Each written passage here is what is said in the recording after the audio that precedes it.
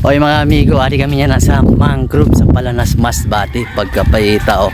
So dito naman kita magala no, para naman makita natin ang kagandahon sa mangrove ninda didi pagkapayita. Pauwi na nga kami mga amigo sa bayan ng Katayngan Masbate mga ludi, pero naisip namin na dumaan muna dito sa mangrove Palanas Masbate mga ludi para naman makita natin kung gaano kaganda ang mangrove nila pagkapayita. Shoutout nga pala sa ating mga kababayan Masbate nyo no, at sa mga taga Palanas pagkapayita. So napakaganda dito mga amigo, kaya ano pa, pasyal kayo dito pag may time kayo pagkapayita oh. Actually na vlog na rin natin ito mga amigo, pero kaya andito lang naman tayo, kaya i-vlog natin ulit. Shoutout na lang sa ating mga solid supporters ano, mapa Luzon, Visayas at Mindanao ka man. At sa mga nagpapa-shoutout, shoutout na rin sa inyo. Hindi ko na kayo isa-isahin kasi ang dadami nyo pagkapayita. So ngayon, galagala muna tayo dito para naman masilayan natin ulit ang ganda ng mangrove ng Palanas Masbate mga ludi. Ayan no. So pagkahapon maraming tao dito, pero sa pagpunta natin ngayon madalang ang tao mga amigo. Pero okay lang, mag-enjoy lang tayo dito kasi andito lang naman tayo. Nga pala mga amigo, pa-share na lang ng ating video para naman makita ng ating mga kababayang Masbateño yung lugar kung saan sila isinilang.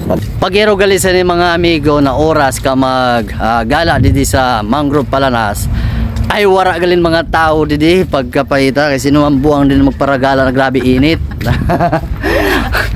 At ang kagandahan sa CR didi transparent pagkapayita. Hindi nasira ito mga amigo sa bagyong upong ano. Ayan, so ikot-ikot lang ito didi para makikita tapa ang mga pangyayari. Tapos pagabot gali din sa dulo mga amigo ay wara na din maagihan. Kaya adian malalantawan ta na lang ano. Yan ang ganda san bayan sa Palanas pagkapayita. Ay na diyan ano. Ay na dito na si Rina. Nawara na din si Rina na bato. Yan, wara na. Ayan, ganda talaga mga amigo. Pero pagkahapon din mga amigo, maraming tao ang namamasyal dito, ano? Kaya kung gusto nyo mamasyal dito na solo nyo lang, pumunta kayo ng tanghali. Pero kung gusto nyo naman mamasyal dito na maraming tao, hapon kayo pumunta. At kung gusto nyo matulog dito, gabi pagkapayita. So ay mga amigo, doon naman tayo sa kabila maggalagala para naman makita pa natin yung view doon. At sana palawakin pa itong mangrove dito sa Palanas Masbate ano? Yung mangrove dito i-transfer natin doon sa Ticao para mahaba-haba yung gala natin pagkapayita. Yan. So adi kalisin na nanay tag si ate oh. Naggala-gala man. Yan. Amin ang sabi ko sa inyo mga amigo, kung gusto niyo maggala di na waran tao, magkadi ka muna alas 12 pagkapayita. Kay mayo na kay bulad kita. Yan. Pagabot naman di mga amigo, amo naman ini naton matatanaw di. Yan, ang matatanaw naton di ang napakagandang dilag na si Miss Lovely. Yan. Monte Calvo pagkapayita oh.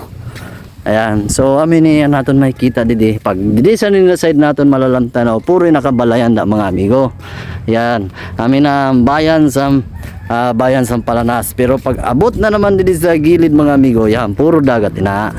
Oh, kita nyo? Ato dito ang Ticao, ato dito ang Burias, ari din Ticao.